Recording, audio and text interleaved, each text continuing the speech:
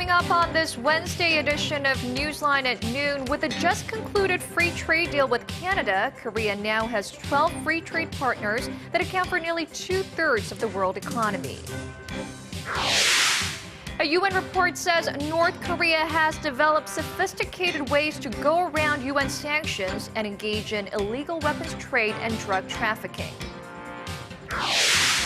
Plus, the Korean government unveils an ambitious plan to turn the country into a global oil trading hub. These stories and more on Newsline at noon.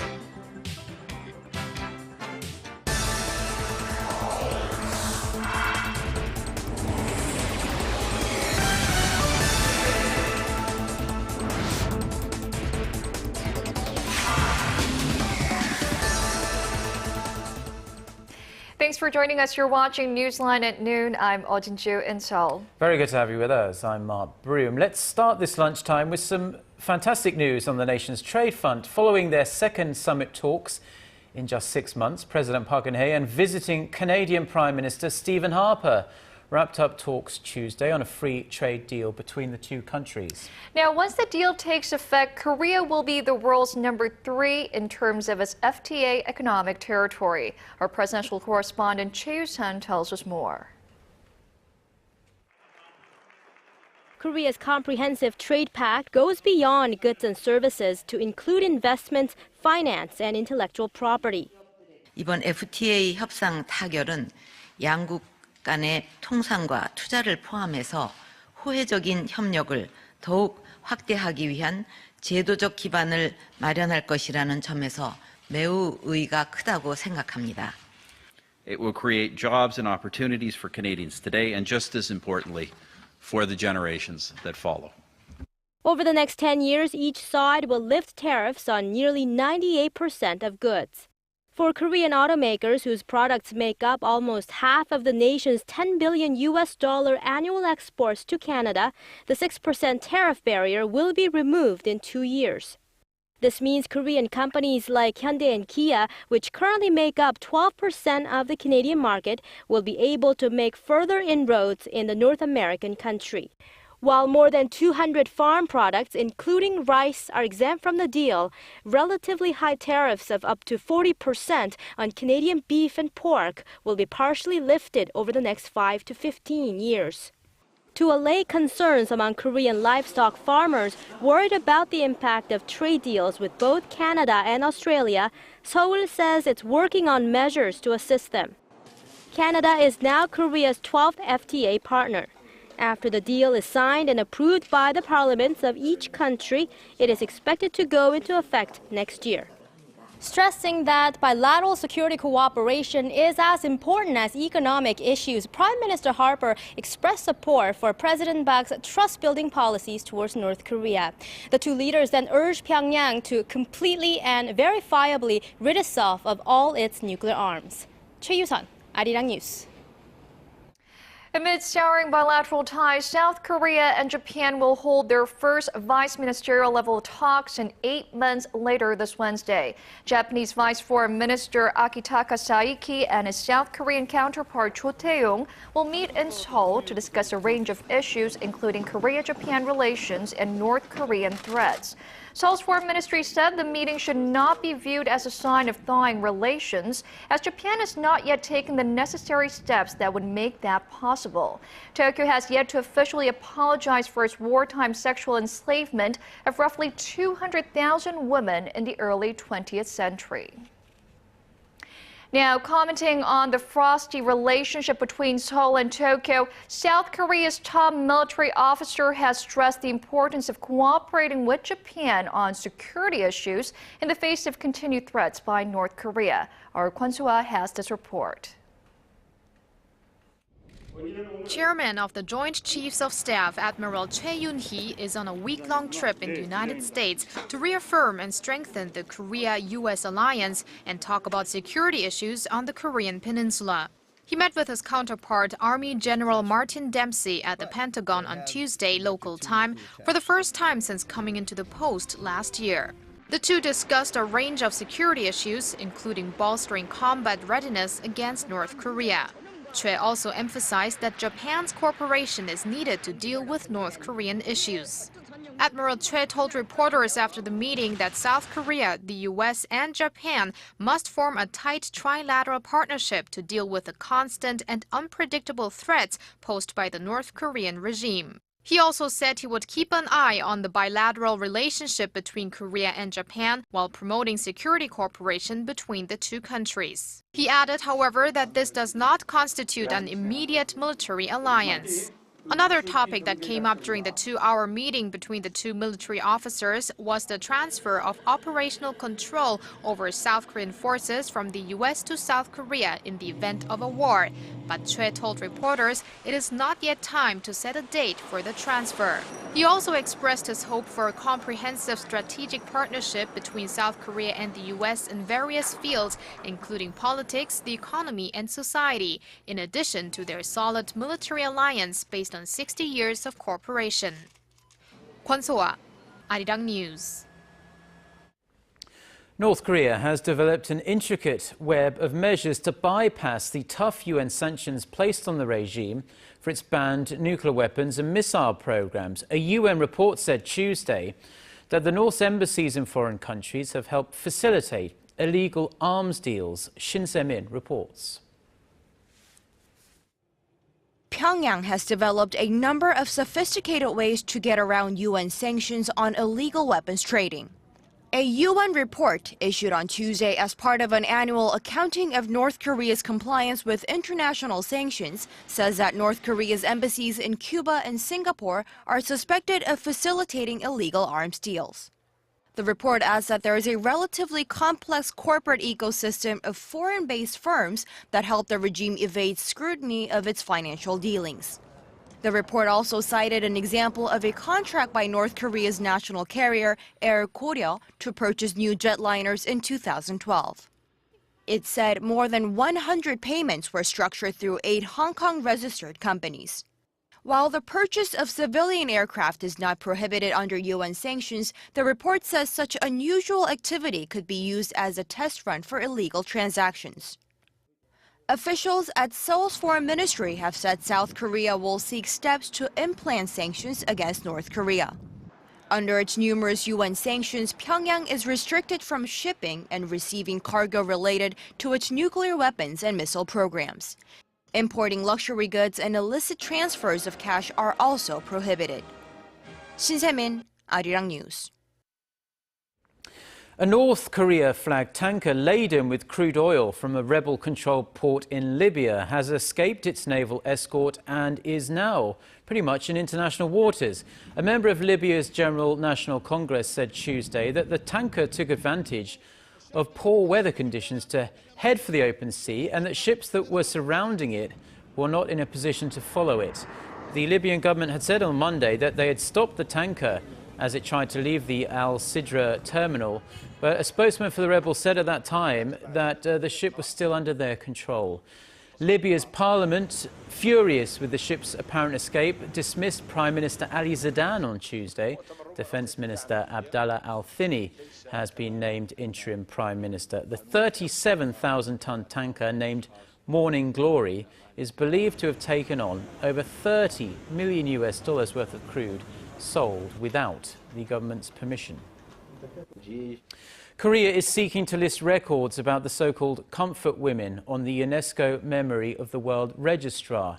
The term comfort women refers to the women and girls forced into sexual slavery by the Japanese military during the Second World War. During the 2014 session of the UN Commission on the Status of Women in New York City on Tuesday, Gender Equality and Family Minister Jo Yoon-son announced plans to request the documentations of comfort women, not only in Korea but in China and Southeast Asia, and for that to be registered on the UNESCO Memory of the World Registrar in 2017. She added the request will be made next year.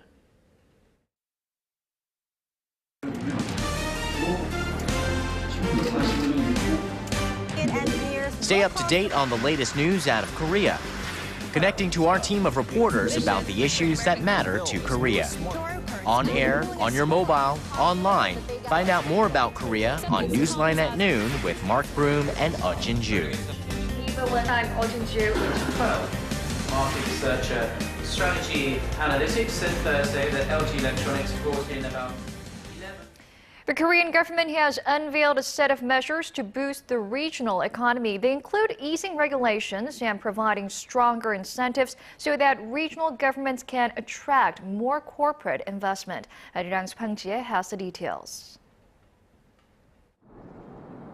The Korean government is on its way to generating momentum for the nation's economic recovery, and this time the focus is on regional economies. After a meeting led by President Park Geun-hye to foster trade and investment on Wednesday, the government laid out a set of measures to boost the regional economy. The finance ministry said the government will focus on easing regulations and expanding incentives to bolster corporate investment. Through the measures, the construction of commercial facilities will be allowed in areas freed from Greenbelt development restrictions. While the government designates certain areas as Greenbelts to protect forests and prohibit reckless development, the areas are only used for home construction even after the restrictions are scrapped. Companies that move their offices to outside of the capital area will also have their corporate taxes eased for a longer period of time. Besides easing regulations and boosting incentives, the government also said that it will provide support for business projects led by more than 50 regional development blocks. The projects were proposed by local governments to foster new growth engines. The government expects the set of measures to boost investment in regional economies by around $13 billion. Hwang Ji-hye, Arirang News.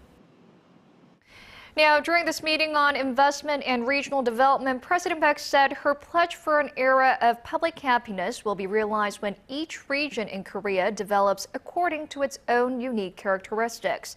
Stressing how the local government and residents of a particular region know what's best for their community, the president stressed there must be a paradigm shift in which area residents, not the central government, lead efforts to create regional development strategies. In that respect, President Park said the new regional blocks established through agreements by local residents with similar interests will better serve the goal of achieving regional growth. She then added for everyone in the country to feel the effects of economic recovery, it's important to spread economic optimism throughout the nation. And another topic discussed at the meeting in the presidential office of Cheongwa-dae was the government's ambitious plan to turn Korea into a Northeast Asian oil trading hub. Experts, however, are pointing out that while that sounds great in theory, the country faces a daunting task to attract foreign participants. Our Na Hyung-kyung reports. The government is aiming to make Korea one of the world's largest major oil trading and storage hubs. Trade and Energy Minister Yoon Sang-jik said Wednesday that $1.8 billion in private sector investment will go into securing oil storage terminals that can hold nearly 60 million barrels of oil.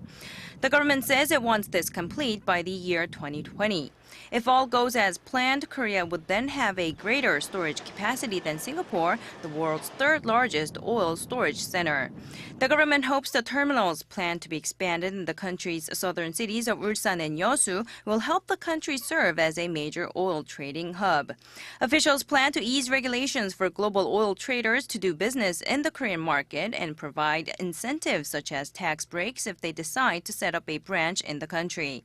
Around $3.5 billion of economic benefit is expected to be generated in the short run, but looking further ahead, the government says the benefits could easily top $50 billion. But some industry experts don't share the government's confidence, pointing out that building the financial infrastructure for the trading system will be a major hurdle. A researcher at the Korea Energy Economics Institute told Arirang News that one of the main problems is that the Korean won is not one of the main currencies used in international trade. The source added that reaching the government's goal of making Korea the world's fourth largest and Northeast Asia's main oil hub will take years, if not decades. Na Hyun-kyung, Arirang News. The number of newly employed workers in Korea rose at its fastest pace in 12 years in February amid signs of improvement in the local economy. According to data by Statistics Korea released on Wednesday, the number of employed people in February stood at 24.8 million. That's up 835,000 from a year earlier. The figure represents the largest on-year job growth since March 2002. and comes just a month after the country set a growth record of 705,000 in January. During the same period, however, the nation's unemployment rate increased by 0.5% to 4.5%.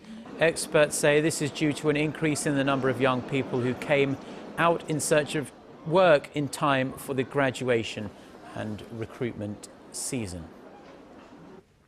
The landmark deal on Iran's nuclear program has opened the door for more business transactions with Korea. Seoul's finance ministry says it will begin allowing business dealings next week with Iranian companies in more than 10 service sector categories, including business consulting and automotive design. The ministry says the move is expected to boost transactions of goods, particularly in the fields of construction, communications and automobiles. Service sector transactions between the two countries have been restricted in recent years due to international sanctions over Tehran's suspected nuclear development. The volume of exports between Korea and Iran in the service sector came in at more than $1 billion in 2009, but that shrank to $340 million in 2012. The OECD has voiced concerns that the slowdown in emerging economies may drag on the global recovery. In its interim economic assessment released Tuesday, the international body pointed out that a capital flight in some emerging economies is shaking global markets, and this could hurt advanced economies that sell goods and services to those markets. The report went on to say the U.S. Federal Reserve's tapering is adding fuel to the risks. The agency, however, added that growth forecasts for G7 countries, including the United States and Japan, will continue to be strong, with 2.2% growth in the first quarter and 2% in the second. Apple wants Samsung to pay $40 in licensing fees for every smartphone and tablet sold following a January hearing between the two tech giants. Citing the hearing ahead of a second Apple-Samsung trial in California slated for later this month, the blog False Patents said Tuesday Apple will request that Samsung pay for the 5 patents it was ruled to have infringed. That amounts to $8 per patent per unit, an amount the blog says has never been awarded. Samsung, for its part, will claim that Apple has violated 2 of its patents. The second trial is scheduled to start on March 31st.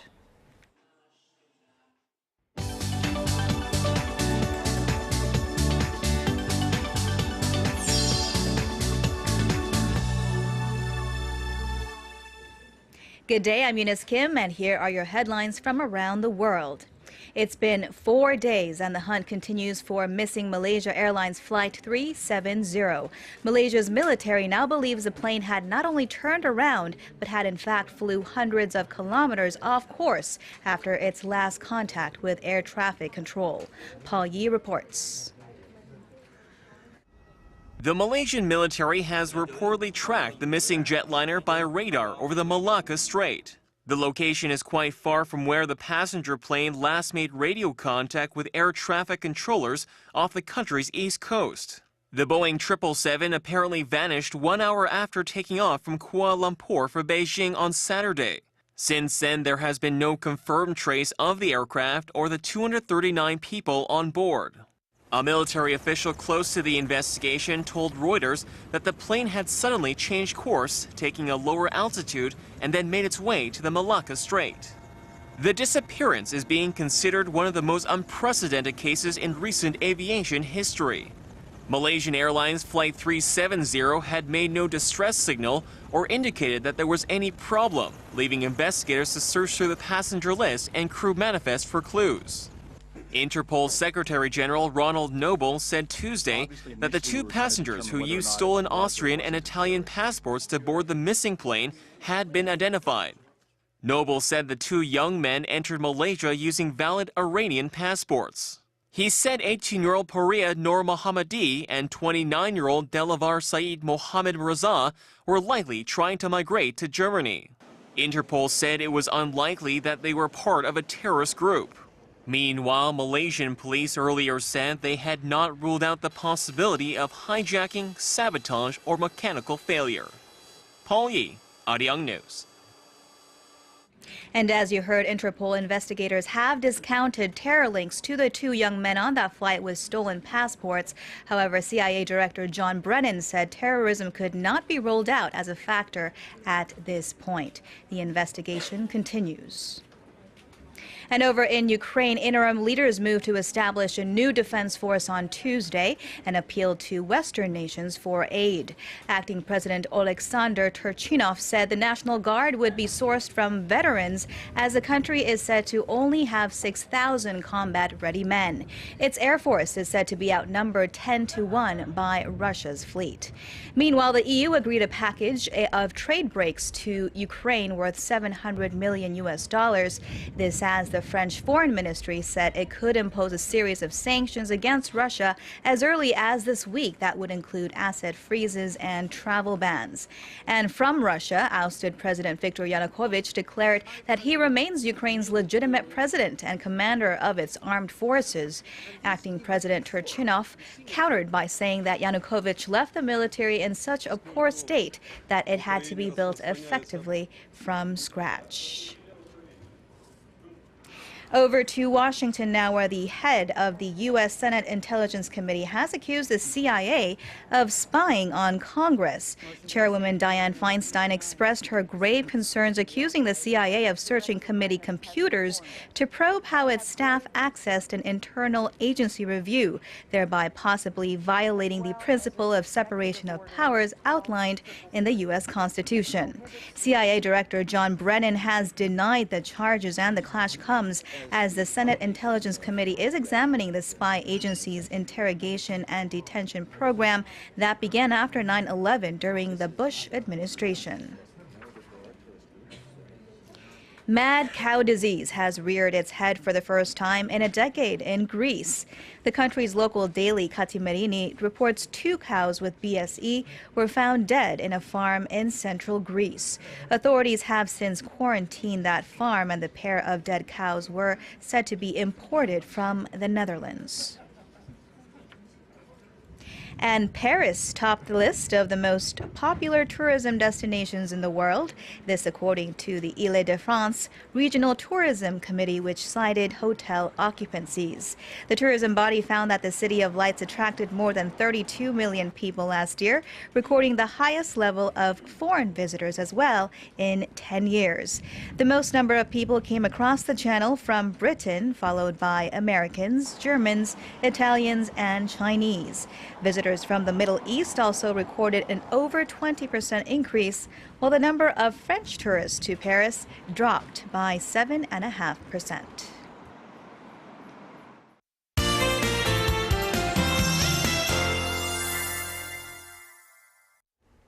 We have a wet day ahead of us today. We have had clouds hanging over the peninsula since this morning, and more clouds are pushing in to drop showers over the country. It's already raining on Jeju and the southern coast, and the rain will spread to other regions soon. So Seoul and the surrounding area can expect about 5 millimeters of rainfall, while the southern coast and Jeju can expect up to 80 millimeters of shower, and that will definitely take some of the dryness out of the air. Also, there could be some snow in parts of Gangwon-do tonight, but because of the rain this afternoon, temperature should be a bit lower compared to yesterday, so don't forget to dress warmer and have an umbrella handy before going out. Now, the rain should all go away late this evening in the Seoul metro area, but the rest of the country might receive some of the lingering showers till tomorrow morning, and temperatures will continue to go up and down a bit for a while. With that in mind, here are the readings for today. The afternoon high in Seoul, Daegu, and Gwangju will rise to 10, 15, and 13 respectively, while Busan get up to 14. Now for other regions, down on Jeju and Daejeon will peak to 16 and 12, while the top temperature on Mount Keungang will be only at 3 this afternoon. Now, don't forget to have a small umbrella handy before going out, and hope you have a wonderful rest of the day.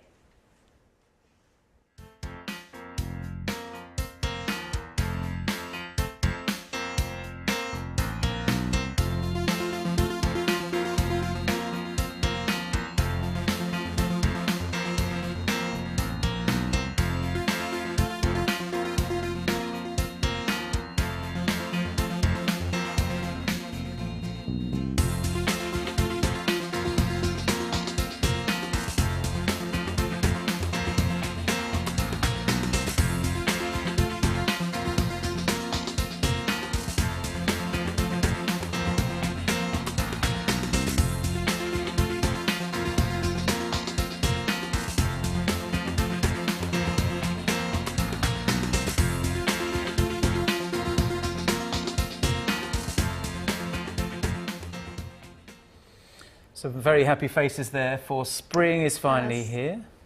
And those are the stories we're following at this hour. Yes, and you can join us for more updates on the day's headlines on our next newscast coming up at 2 p.m. Korea time. Mark and I will be back at the same time tomorrow. Until then, goodbye.